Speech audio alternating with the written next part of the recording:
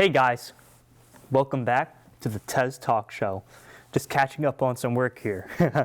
Just got back from spring break. But this episode is going to be a real banger, I'm telling you guys. It's going to be about one of my favorite things in the whole wide world. Musicals! Musicals are very important to our society. Let me give you guys a quick little history lesson I've been writing about. Dating back to the 19th century, musicals became a form of entertainment for the majority of the American population. With the first musical, The Black Crook, coming out in 1866, the audience became too dazzled to even complain about the long duration of the musical, which was about 5 hours long. It only gained true fame in the 1920s, though. Even though the 1920s were considered the golden age for musical theater, every single decade leading up to right now bedazzled the stages on Broadway and more. Just like 150 years ago when The Black Crook was first put out to the world, musicals remain one of the most enchanting, captivating form of art that we have today. So today, we're going to be discussing the importance of diversity in this beautiful art. But before we do that, let's get to Dan's Corner. On this week's Dan's Corner, no Dan. He accidentally said a certain Scottish play out loud in a theater. But for this week's, let's just call it Corner, Brookdale's own theater club is here to tell us a little stories from their high school experiences. Welcome, guys. Want to introduce yourselves? My name is Caitlin, and I am the theater club president, and I am currently a criminal justice major. Well, my name is Antonio. I am the vice president for Brookdale's Theater Club, and I am a theater major here at Brookdale. I'm Catherine. I'm theater club's treasurer, and I'm undecided major right now. Great. So, you guys excited to talk about it today? I guess. Yes. Well, for anybody who doesn't know this, drama club and theater in high school is a very special place, let's say that, where a lot of interesting stories happen, where of course we have a lot of fond memories of high school theater, but we also have the worst memories, let's say that. Yeah. So I asked them all to bring in their own stories about something that really traumatized them during high school theater. But also, to keep the message uplifting, we're going to talk about why they're staying in theater. So which one of you guys want to start? I'll start down here. We can go through. Go ahead. I'm going to ask questions throughout just to clarify things. Of course, I love questions. So bouncing off of what you said, drama club and theater clubs have the best drama. So I'll start with my horror story. It was my freshman year, so I had to be around 14 years old, and it was my first show at this high school, and we did The Drowsy Chaperone. So in one of the scenes, we come up from behind windows and we start like singing so that this one character has their moment, and then all the ensemble members are in the background in the windows singing. And it was the last show. We had the Bassies come and watch our show to see like what to nominate us for.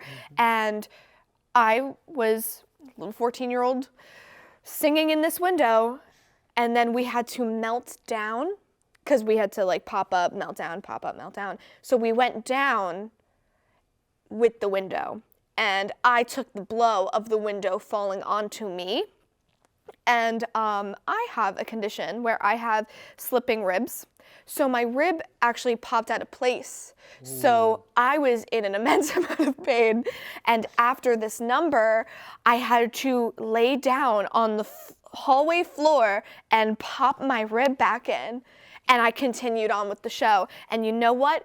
We got nominated for a bunch of Bassies, and we even got to perform because we were nominated for one of the best musicals. So, quite a story. Wow. Wow, that was a lot.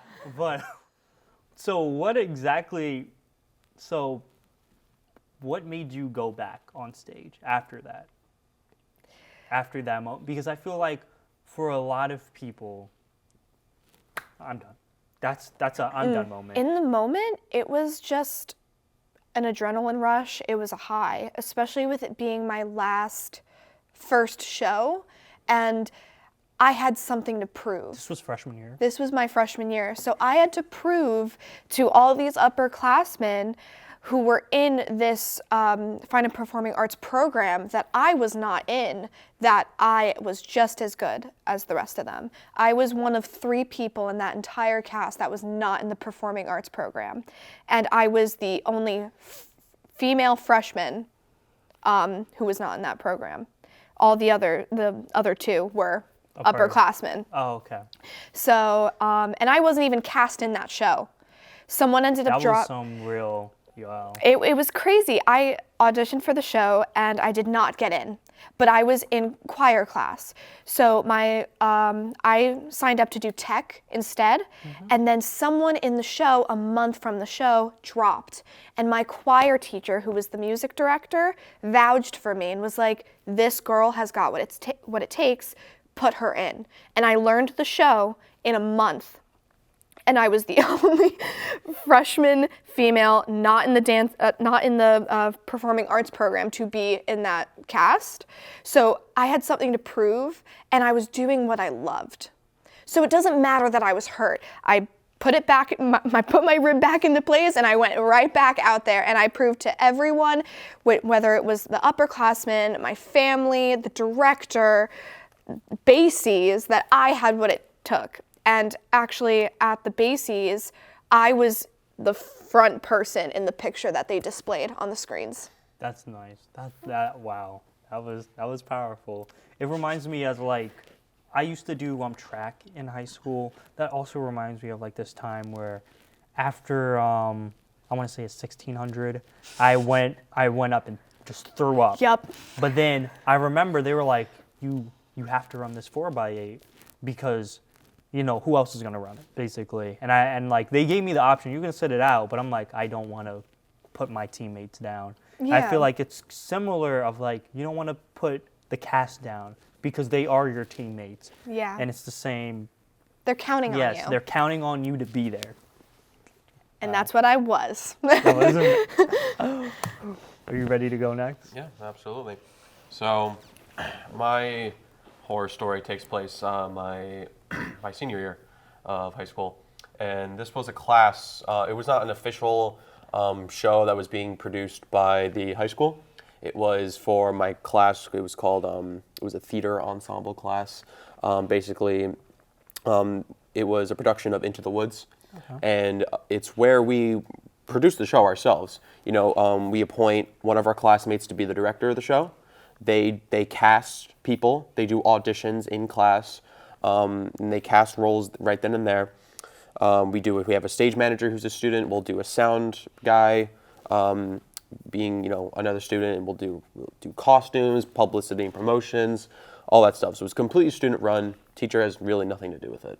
What was your position in this production? I was a named role. I was one of in the first act. Or the first half of it, rather, I was the wolf, and then I was Cinderella's prince after. So I was 2 roles in the For those who don't know, Into the Woods is kind of like this amalgamation of a bunch of Grimm Brothers fairy tales into making it one cohesive story. I would check it out, especially the first act is really good. It's really good. But yeah. So so this horror story comes in when I was Cinderella's prince, and it's where Cinderella's prince and Rapunzel's prince meet up, and they talk about their maidens that they're chasing. Cinderella. I was chasing Cinderella. The Rapunzel's prince is chasing Rapunzel in the tower, and they're talking about, and they sing the song called Agony, and it's about how they want these fair maidens, but they just can't have them because Cinderella keeps running from them at the ball, and Rapunzel is stuck in the tower. And while we're singing, and this is because it's a student-run production, we don't have a pit. So it's just going from our sound system, and we have tracks going for the backing, for the accompaniment. And our sound system at the school has never been that great, and our mics were also not that. Sound systems are so expensive. Yeah, That I know a exactly. lot of high schools that are like, I go to a lot of high school productions because they're cheap, but also like you can find like hidden talents that way. True. But a major problem I see when I go to a lot of high school productions, sound systems. Yeah, exactly. And our school's budget went a lot towards sports, and didn't have a big most focus. places. Didn't have a big focus on its theater, so our sound system was lacking anyway. But while we were singing, our sound system, all of a sudden you just heard a pop, a really loud pop, Yep. and then all the sound went. We had no music. Our mics went out. The sound system completely went. But we stayed in character. We continued singing, and we had an audience at this point. Because we didn't sell tickets because it was just a little school project thing. We just gave out the dates and times, and you show up. But we had an audience. Sound system completely went. We kept going. It came back on, but it was a good probably 15, 20 seconds of just us singing without without a backing track, or mics in general. So it was shocking. It was definitely something jarring, and obviously not expected at all. But I feel like we pulled through well, and we didn't stop. We didn't, we didn't go like, "Hey, what's going on?" And then the audience cheered for us when the sound system came back on, because they saw that we Continued. The show must go on. Yeah, the show must go on. Exactly. That reminds me of a story I heard from Howell. I think I want to say it was Howell. They were doing their showcase last year. I was there. And then the lights go off. All the power's out, and everybody's like freaking out. But then one person pulls up their phone and turns on their spotlight.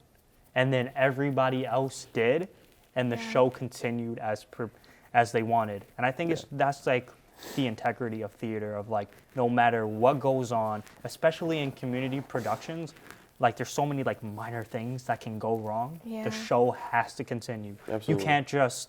You can't just be like, oh, my mic's not working, show's over. No, you got to keep going. Yeah. Because that's what you rehearsed for. You didn't rehearse for these minor technical things. You were here to do your show from point A to B. And I think it's important that people continue to think like that. In that instant, the power went out. It was the sound system, it was the lights, it was the AC, it was the entire school. Yeah. So it was just like, because I was there, it was crazy, because those kids sang their little hearts out, and we were there, and we supported. Mm-hmm. Yeah. And it shows the power of even the audience itself, of the audience wants the show to continue. You're a part of it. You're a part of the story. And you have to do your part in making it continue by even just reacting to it. And like the cheer that you talked about, the cheering involved with it makes the show keep going. It fuels the actors. Absolutely. Yeah. So a part of the reason why I continued to do theater after this point was because I knew that it was just, one of the reasons why I knew it was just a simple sound mistake. These things just happen. It's not going to be like every time you do a show, your sound system's going to cough. I knew that, logically I knew there was just a mistake. But also, as we were saying before, the show must go on. And that's also the beauty of musical theater and the beauty of live theater. You're not always going to have the same show. Every single show, it's going to be a little bit different. Yeah.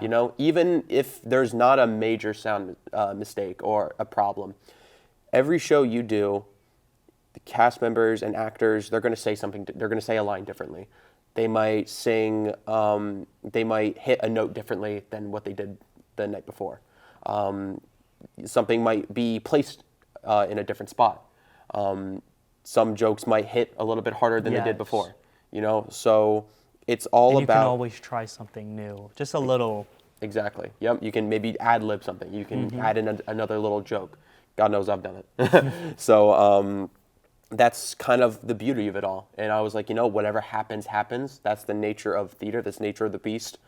And you just got to roll with it. And it just adds that extra element of excitement and fun and just beauty of it all. So that's why I stayed.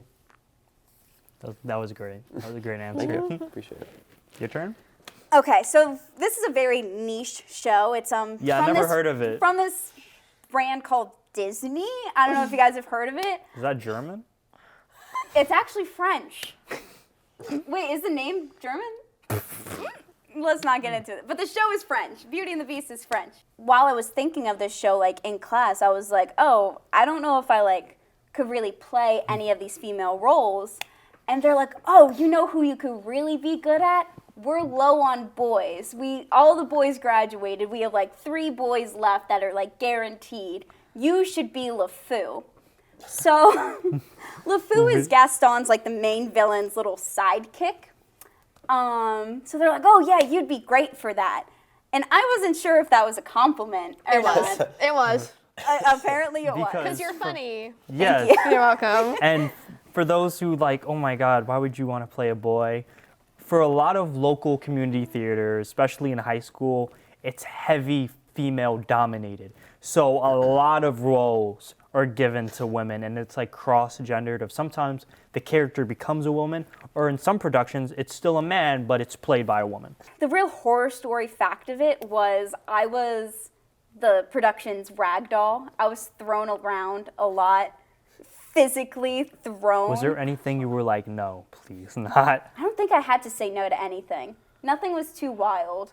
It was just, it took a lot of practice to get those lifts like safely. And get used to like all the Yeah. physically demanding things. A lot of people don't know this about like musical theater and just theater generally. There's a lot of physicality that goes into it, especially like even just dancing is like its own sport itself, but then it comes to the singing and movement, and then you're singing and getting thrown around and having to be this ragdoll persona. Yeah, it was rough. It was this move where I jumped into Gaston's arms and I was in a bridal carry, and immediately after that line, it was like, oh, Gaston's so strong, so he had to get me out of his arms somehow to flex his muscles. So the director decided the best way to do that wasn't for me to be in his arms and him put my feet down first. So I was in his arms, and he just drops. Like full drops me. And I mean, it's about like a 4.5 foot drop. Were you prepared for that? Yes, it was, we practiced, but it was never on a mat. It was just on floor. Like it wasn't even like, okay, we'll put you on a 2-foot mat, something like light, just to practice the physicality. Nice Like, hard no, we're just surface. gonna drop you. But it was a directed decision. I don't think that was the first decision. I think that was a later decision, if I remember it correctly. But it was just like another like physical comedy decision that she made. But typically in a lot of community theaters, you're not on the stage like first day of rehearsal. Yeah. You're either like if you're somehow in a school, you're in a classroom. Especially like here at Brookdale, we aren't on the stage like day one. We really don't see the stage a lot during the production. It's not Until tech week? Yeah, the tech week or like maybe the week before. So I was just being dropped and dropped and dropped on this basketball court. And there was this one rehearsal where she wasn't satisfied on how I fell. I don't know how I was supposed to fall. So during notes, she was like, so your falling isn't good enough? Yeah. You gotta fix it. You gotta fall better. It was fine, but it was still pain. It was still, I still got hurt. I still got bruised, but I made people laugh, so it made up for it. Yeah, that reminds me of, I'm gonna share 2 today, but let me share one about like physical pain that happened during a production I was a part of. I was a technical person, but as a tech person, you see everything. And so my production of Mean Girls, there was, for people who don't know, it's about Mean Girls, but basically this one scene for Mean Girls, Janice, the emo-ish girl, the artsy emo girl, finally gets sick of the main character's Katie's behavior, and she has this painting for her to show her like the friendship, but it's over now, so she's about to give her the painting.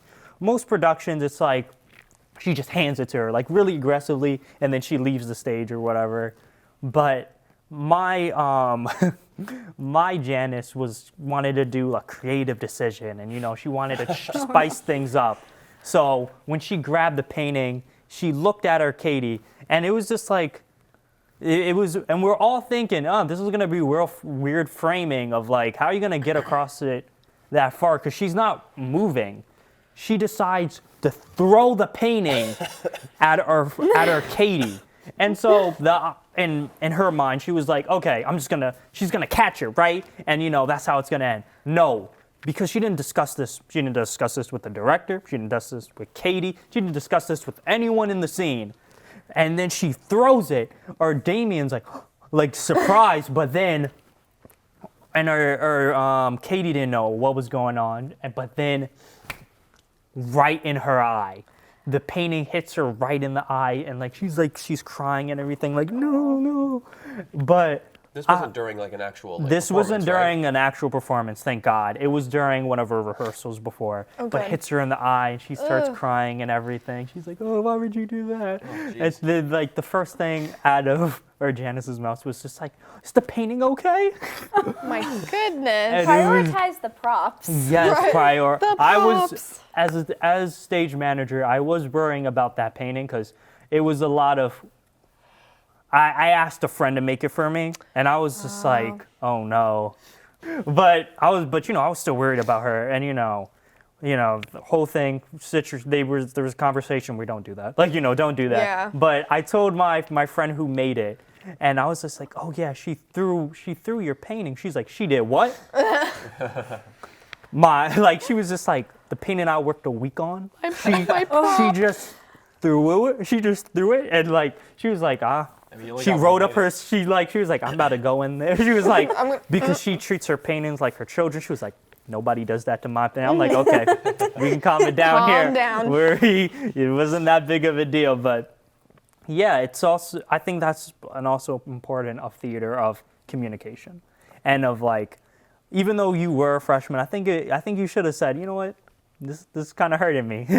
I feel like you should have been like, you know what, this kind of hurts. Yeah, but typically the show must go on, like we said earlier. Yes. Yeah, typically it's very common, especially for actors, to feel nervous speaking out if they're fresh to the company. It was my first production with this show, with this group. You try to be very agreeable. You try not to cause any issues. So it was like, oh yeah, it's fine. Because I wanted her to like me. I wanted to because I love theater. I wanted to be a part of it. I didn't want to cause any issues. Yep. But what made you stay though? What made you be like, I'm gonna keep doing this no matter what's happening to me? It's just, I just get so much joy out of knowing I make other people happy and getting that audience response of laughter or even a chuckle at something that typically isn't funny. Just brings my heart so much joy that I couldn't stop even if I wanted to. That's an amazing feeling. I love that for you. That's so great. I guess it's my time to share my little theater story if you guys want to hear it. Absolutely. So it was my freshman year. I was always a tech kid, but for every technical, sometimes there's technical roles. Like in Into the Woods, you have the person holding the birds around. Yep. For this production, Little Shop, it's about this horrifying plant that comes alive. And for the beginning, there's a baby version of the plant that's this big, but it needs a puppeteer. So I was picked as that puppeteer.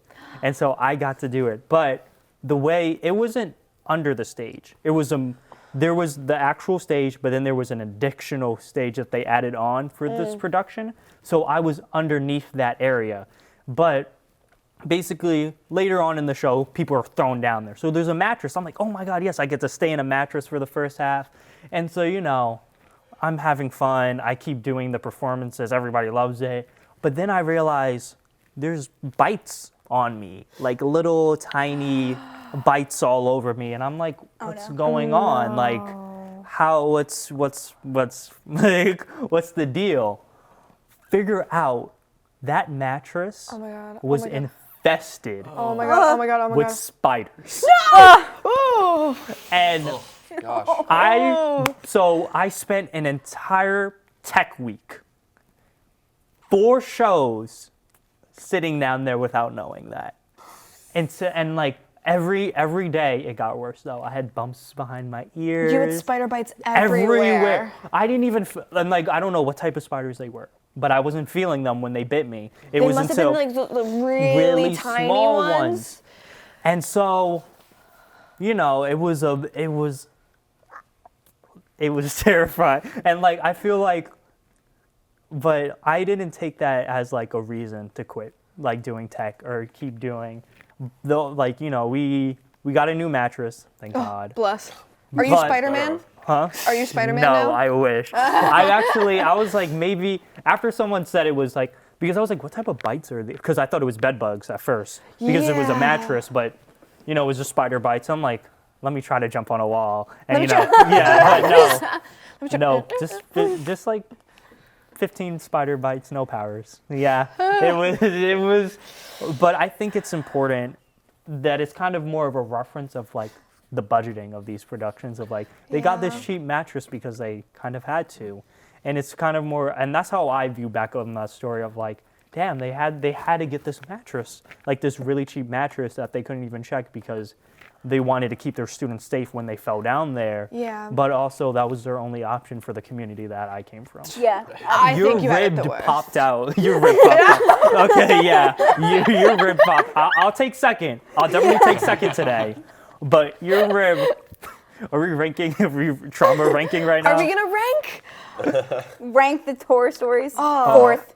Yeah. Sorry, No man. offense. Nah, yours man. yours had no physical pain. I'll take it. I think it's all of us have physical pain. Do we count mine too as? Do we count the mean? Well, it's more what happened to you, I think. I think so. I'm gonna keep this because I feel like the Mean Girls one was if that happened to somebody, nah, that'd still be second because the rib out the body is crazy. Yeah. Yeah. The But- rib out the body's But crazy. thank you guys for coming on today. Thank it was you a pleasure. for having Thanks us. for having us. Appreciate it. This was so much fun. I'm so grateful for you guys to come on. Thank Yeah. you. And you know, check out Legally Blonde if you guys want to tell them a little bit about it, about like when they can see it and where. Our production of Legally Blonde is happening 3 weekends in April. It is happening the 6th, the 7th, the 8th, and then the 13th, the 14th, the 16th, and then I believe it's the 19th, the 20th, and the 21st. It is every Friday, Saturday, Sunday for the first 3 weekends of April. Tickets are $20, and you can call the box office, which is on Brookdale's website, and buy tickets that way. There are student discounted tickets as long as you have your student ID number. So you can get 2 tickets for the price of $10, I believe. I know I'm gonna be there. for Yeah, sure. you're gonna be there. I'm Go get your definitely- student tickets. Yes. The question is, how many times will I go and see it? There's 9 shows. There's so 9 shows. Honestly, If you're going to be there, make sure you buy concessions because any profits we make go to theater club. yes, we are the ones that put out concessions. We're the ones who buy it and everything. So we do take donations. We have like a little donations jar, but everything that people buy at these shows, we do it so that we can fund our programs. That is great. Okay. Well, thank you. Oh, thank you. Yeah, thank you. Absolutely. And now, here's a clip from Brookdale Community College production of Legally Blonde. Much better, 'cause I am so much better than before. She's so much better than before. She's so much better than before. Maybe she's what you prefer, but hey, last year I was her. Maybe you will change your mind, but you might look up to find I've gone on to better things, better jobs or bigger rings. I don't have the time to cry. I'm too busy loving my name.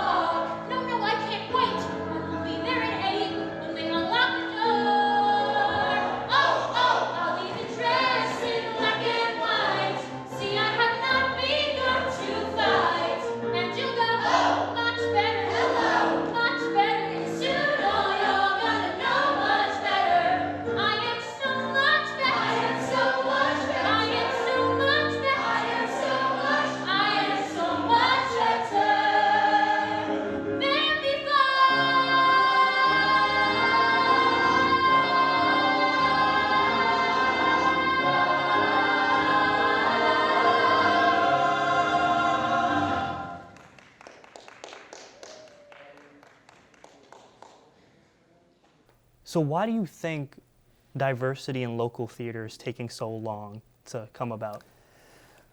I think there's a couple of reasons, but I think the main reason is what I call financial fear. Everyone's afraid of losing their funding, losing their audience if they do something that's going to be too jarring for their audience, then their ticket money dries up and they can't produce more shows. It's just scared, I think. But I think there's also, some other key reasons that they use as excuses to kind of maintain. To maintain this sense of, oh, we have to, it's profitable this way. And I feel like in this industry, the entertainment industry, they're very risk averse 100%. when it comes to things. So once they see a success, they continue that way. So it's so hard to get new exciting projects all the time. Yeah, I agree. But if you look at Broadway right now, Broadway is very diverse, and it's kind of in a twofold way. We're telling more diverse stories. There's every genre of the world being represented, and also in casting, and that's the kind of the twofold approach. You need more accessible, diverse stories to tell, and then you have to take the old stories and make them more diverse. Which is fair, I understand.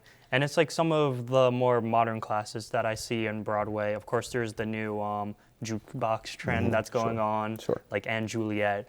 But I think a major problem with, let's say, more local-wise, because Broadway is theater, but it's its own part of theater. Correct. So when it comes to local theater, I think a major issue, and especially youths now, is that before we even go for a role or see a role, we Google it. Sure. We Google the show, we Google what the show's about, and we see the original cast. Correct. And the original cast is usually predominantly white. Correct. For most shows, Mamma Mia, not Suddenly Seymour, Little Shop of Horrors, like a lot of these shows are originally white. So I can understand why some people feel offset by wanting to be a part of something that doesn't reflect them, or they're scared that these stories aren't about them because of the original cast. Yeah, let me tell you a really quick story. Phoenix Productions just put on The Music Man last summer, and I had some really, really wonderfully talented performers of color who came to me and said, how should I play this scene? Because we're in Iowa, and I as a black man in Iowa, I don't know how. I'm like, okay, first of all, this is musical theater. We don't need historical accuracy. We need theatrical. Yeah, which is fair. It's like you're just, in some moments, it's like, yeah, you are but sometimes you are this character before your race, which I find is interesting. Or I can see that a lot of people, including like a long history of LGBT actors, it's like an escape for them, where they're just they're not their sexuality, they're this character for a moment. And a lot of these characters, races don't matter, but for some instances, they're like in Hairspray, for Hairspray is very instance, important. where, for those who don't know the show, Hairspray is about Detroit. Baltimore. Good morning. Yeah, Baltimore. So it's about Baltimore during the 1960s and the racial divide in the city at the time. And of course, there's the white cast and there's the black cast, and it's very much known that that's the race of the character, and it's important that these characters are this race. So what do we do about stories like that, especially if you're not in a community that can do the show? So if you're one of those theaters that says, we don't have the population, or we don't know where to find those performers of color, then I would say, you need to start looking inward and say, are you creating an environment that is welcoming to performers of color? Do you have people of color on your board? Are you hiring diverse directors, choreographers, musical directors? Are you creating an environment so when performers of color walk into the room, they feel like, oh, this represents me. I can fit in here with everyone else. And it's a huge paradigm shift for a lot of theater companies because you have to kind of make room for more voices, and there's always more room in theater. That's what theater's about, especially local theater. So I would say first, make sure that you have the faces in your company that reflect the actors and the stories that you want to tell. And So you're saying it comes more from the administration side 100%. than just simply cast these minorities? 100%. You want to create a culture that is welcoming. But think of all of the people who've been waiting their turn for so long, right? So it's literally becomes a cycle where more people are included and there are more opportunities for everyone. And if we continue to do that and do it well, each theater company can grow. That's interesting. So, and I think, once everyone understands that it's safe and it's good, and you can still make good art profitable. I never even thought about that connection till right now because I just been looking at casting. Right. I'd never been thinking about who's been producing all of this. Yeah, and I think when you get into kind of those stories and you kind of do this kind of deeper dive, then that's how the real change starts to happen. Is once people have an understanding of where the money is coming from and what their priorities are, right? So another concern that I see people have when it comes to theater and casting is this body image that comes into theater in two different hands of like some of these characters are intentionally casted as certain body types. Certainly. And I feel like there's a fear of like I don't feel like they would want me to be a part of that. I feel like a good example that I always think of is Damien in Mean Girls. Okay. Let me explain. So, Damien, the original movie, the Broadway and the movie were both heavier set men. But then I'm starting to see in local productions that they have been doing like skinnier versions of Damien. And of course, like that, it doesn't really matter per se, but then it comes to a scene where he dresses up as Santa Claus, and then you see like them like having the sag throughout it, and it's just like an interesting commentary of like, do we cast people based on not even like regarding skin color, but like their physical descriptions? Because sometimes in the script it implies it because Damien talks about his weight a couple of times throughout the production, but if your actor doesn't reflect it, what do you do? Anything that's in the script, though, is from the author, right? So Damien's going to talk about his weight. That means he's a person who has weight issues, right? So he should be cast as someone who is bigger, right? If someone doesn't talk about their weight, you can cast them however you want. And I think there is still, and again, it goes back to kind of the old 1950s standards. So do you believe of like just cutting out those lines? You can sometimes get away with the delivery of it, so he can play it off like he thinks he's fat, as opposed to, right? But ignoring it, I think, again, anything that pulls your audience out of the story becomes really, really controversial. Yes. Because it was just interesting of seeing, like, and they didn't even like try to fit the Santa suit in this production. It was just like a very saggy, like, falling on the ground. It was just like it took me out of it for just a few seconds of like, oh yeah, the original Damien was like someone who could play Santa Claus and someone who would dress up as Santa Claus and run around and do that for fun, and because he looks like Santa Claus. Things again goes back to if it's necessary for the story, then you should. It is try a and honor very that. minor element, But but if I it's- feel like there's other examples of like 100%, but I think it usually goes the other way. I think we are more apt as a society, and certainly in a lot of theater and entertainment, to discourage people of size to audition for theater, or we want to hide them in the back, or make there's sure only few select roles, like in Hairspray. Right, Tracy Turnblad is a great example, but I don't personally subscribe to that. Yeah. I feel like if you can accomplish the role, it doesn't matter what your shape is, no matter the people that say, oh, well, we only want skinny, pretty people, right? I think I feel like it's not even just, I feel like definitely in the industry, people have like stopped caring about figure, Yeah. but I feel like it's also a self-projection of like, I'm scared to try out because I don't feel like I'm a leading lady or I'm a leading man. I don't feel like I look like one. And so there's like this fear of like, I'm not traditionally handsome. Yeah, exactly. And I think in all senses, your skin color, your sexuality, your religion, your body shape, if you have the desire, there should be a place for everyone.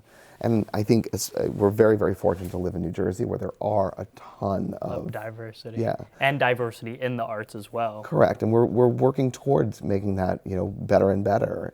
And I know there's a whole bunch of us who are now in charge of theater companies, and that's one of our main focuses.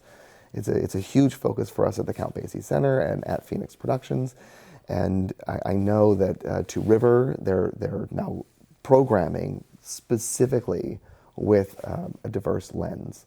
So I'm really proud of the work that's going on in Red Bank. Yeah, Red Bank is very much like the heart of theater community in Monmouth County, I would say. Not every production needs to be about a character's race, and I like that. There's just this natural diversity that I see on stage. Correct, and I think that's it's the wave of the future, and I think you're going to start to find that the theater companies that jump on board with it are going to be have most successful. Exactly, and the other ones are going to just fade away. Well, that was a great interview. Thank you, James, for coming on today. Great, thanks, Tez. Yeah.